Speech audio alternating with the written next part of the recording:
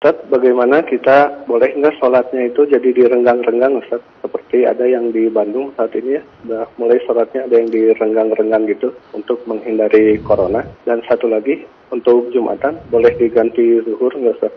Syukran, Ustaz. Iya, Jazakallahu khairan. barakallahu fiik. Ya, Pak Diding di Batu Jajar ya. Pertama, sholat yang direnggang-renggang. Ini terjadi di semua negara. Saya kemarin juga ada kiriman video dari Belanda, dari Amsterdam.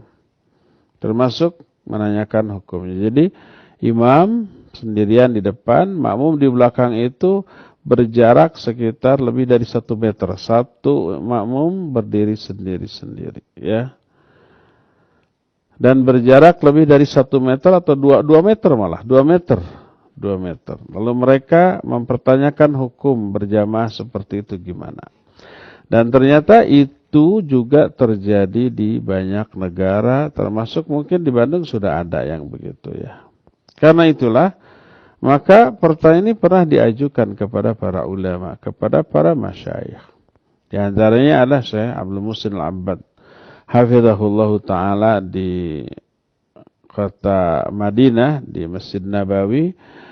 Beliau pernah ditanya tentang hal itu. Apa yang terjadi? Apa yang beliau jawab? Beliau menyatakan sholatnya sah tapi tidak dihitung berjamaah. Itu sholat munfarid saja. Ya, sholat munfarid saja. Kecuali kalau memang ada uzur syar'i yang mengharuskan seperti itu. Seperti dipastikan bahwa itu sudah terindikasi. Sudah terindikasi dan sudah dipastikan positif corona. Tapi dia sholat berjamaah, maka ya rengganglah kita dari dia. Karena ada uzur. Tapi masih untuk upaya preventif menghindari tidak ada berita bahwa orang itu terkena penyakit. Terus kita sudah berupaya maksimal sebelum masuk masjid, dicuci dulu tangan ya, kemudian pakai masker juga, kemudian ketika membuka menutup pintu, handle-nya juga sudah diyakini disemprot dulu dengan alkohol atau dengan yang sejenisnya sehingga diyakini bebas dari virus, atau mendorongnya dengan benda apapun gitu, maka tidak perlu kekhawatiran secara berlebihan seperti itu. Tetaplah rapat seperti biasa ya. Termasuk umpamanya di salat saw ini di Masjid Umar bin Khattab, salat masih ditegakkan, dan karena belum pernah mendengar ada satu orang yang terinfeksi virus ini, maka kita belum seketat itu di dalam menetapkan aturan salat berjamaah, masih tetap. Hanya lebih diperketat dari segi karpetnya kita bongkar, bawa sejadah sendiri-sendiri, di pintu disiapkan air sanitizer yang seperti itu, disiapkan juga tisu, kemudian sedapat mungkin sesebentar mungkin ada di masjid. Kita anjurkan sholat sunatnya di rumah ya. Para imamnya diinstruksikan untuk membaca surat-surat yang tidak terlalu panjang saja, dan setelah beres wirid sudah bubar, kemudian sholat sunnahlah di rumah sesuai dengan sunnah. Itu yang kita instruksikan. Itu yang pertama. Terus bagaimana kalau umpamanya sholat Jumat?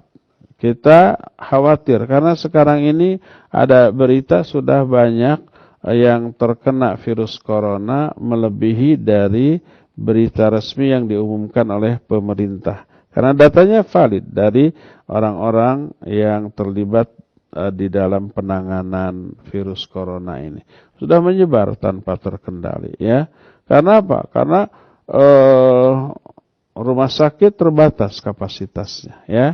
Tenaga medis juga banyak yang terkena. Apa akibatnya? Banyak pasien yang tidak tertampung, dipulangkan lagi. Apa boleh buat? Memang harus demikian. Daripada tidak tertangani dan seterusnya. Akhirnya pasien jalan-jalan secara liar ke sana kemari ya. Tidak mustahil menginfeksi banyak orang. Nah, khawatir umpamanya di daerah kita ada, maka boleh tidak Jumatan. Apa yang harus dilakukan?